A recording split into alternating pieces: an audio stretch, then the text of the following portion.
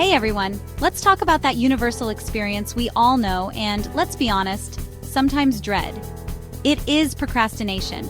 We're not here to beat it into submission. Instead, we're going to uncover some surprising truths about procrastination that might just change the way you think about it forever. Get ready to ditch the guilt and understand what your procrastination is really trying to tell you. Let's get started.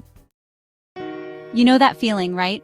That nagging sensation that you should be doing something productive, but you just can't bring yourself to start? That heavy feeling in your gut when you know you should be working on something, but you just can't? It's like a weight pressing down on you, making it impossible to focus. Instead, you find yourself scrolling through social media, reorganizing your sock drawer, or doing anything but tackling that task. It's almost as if your brain is actively seeking out distractions. You start to beat yourself up, calling yourself lazy, undisciplined. You wonder why you can't just get it together like everyone else seems to. But what if I told you that procrastination isn't the enemy? What if it's actually trying to tell you something important? What if it's actually a messenger? A signal that something deeper is going on beneath the surface? Think of it as a flashing neon sign that something isn't quite right. It's your mind's way of alerting you to an underlying issue that needs attention. Procrastination is often a symptom of a deeper issue. It could be a sign that you're feeling overwhelmed, stressed, or even burnt out. It could be burnout whispering that you need a break.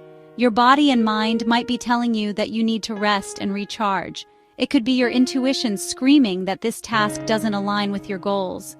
Maybe you're working on something that doesn't truly resonate with you. Or maybe it's fear, disguised as procrastination, holding you back from going after what you truly desire.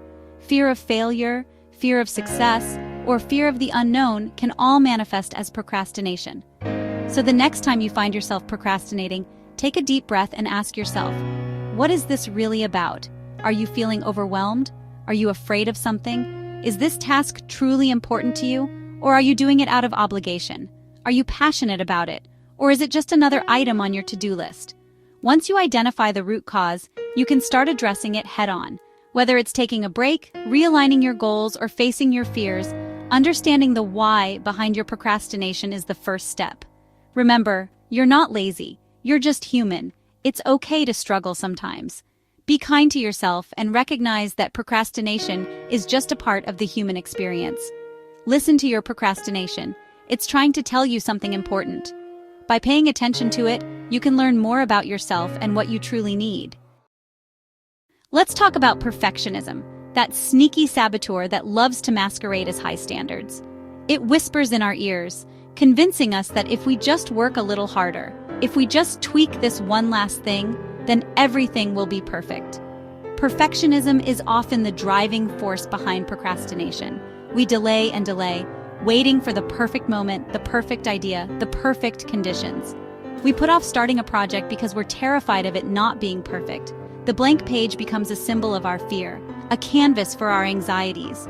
We're scared of judgment, of failure, of not measuring up to some impossible standard we've set for ourselves. This fear can be paralyzing, making us feel stuck and unable to move forward.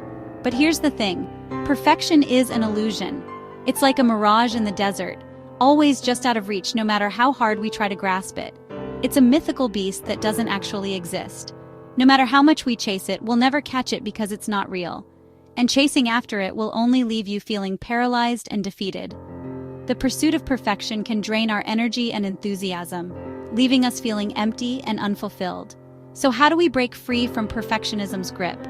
We embrace imperfection. We accept that mistakes are part of the process and that they help us grow. We give ourselves permission to suck at something, to be beginners, to not have all the answers right away, to create a bad first draft, to let our ideas flow without judgment. The first step is often the hardest, but it's also the most important, to make mistakes and learn from them. Each mistake is a lesson, a stepping stone on the path to improvement. Remember, done is better than perfect. A completed project, even with its flaws, is more valuable than an unfinished one. So set a timer for 10 minutes and just start. Give yourself a small, manageable goal to get the ball rolling. Don't worry about making it perfect, just focus on making progress. Each step forward is a victory, no matter how small. You might be surprised by what you create when you release the pressure to be perfect. Embrace the journey, celebrate your progress, and remember that imperfection is a natural part of the creative process. Yes, you heard that right. Embrace procrastination, and you might just unlock your next big creative breakthrough. Sometimes procrastination can actually be a good thing. It's not always about laziness or avoiding work. In fact, it can be a powerful tool for creativity and problem solving. I know, it sounds counterintuitive, but hear me out. When you step away from a task, you give your brain the space it needs to process information in the background. There's a concept called productive procrastination, where you intentionally step away from a task and let your subconscious mind work on it in the background. This can lead to unexpected insights and solutions. Think about it. How often have you had a brilliant idea strike while you were taking a shower, going for a walk, or even just daydreaming? These moments of relaxation allow your mind to wander freely, or doing something completely unrelated to work. Engaging in different activities can stimulate different parts of your brain, leading to fresh perspectives and innovative ideas. That's your subconscious mind doing its thing, connecting the dots and coming up with creative solutions. It's like giving your brain a chance to breathe and stretch its creative muscles. So if you're feeling stuck on a problem, don't be afraid to step away from it for a while. Go for a walk, listen to music, or simply take a break. These activities can help reset your mind and provide new insights. Do something that allows your mind to wander. Let your thoughts flow naturally without forcing them. This mental freedom can lead to unexpected breakthroughs. You might be amazed at the insights that emerge when you give yourself permission to procrastinate productively. So next time you find yourself procrastinating, remember, it might just be the key to your next big idea. Deadlines don't work for everyone. We've all been conditioned to believe that deadlines are the key to productivity. But the truth is, deadlines can actually backfire, especially if you're prone to procrastination. For many people, deadlines create unnecessary stress and pressure, which only exacerbates the procrastination cycle. Instead of focusing on deadlines, try shifting your focus to milestones or micro goals. Break down large tasks into smaller, more manageable chunks, and celebrate your progress along the way.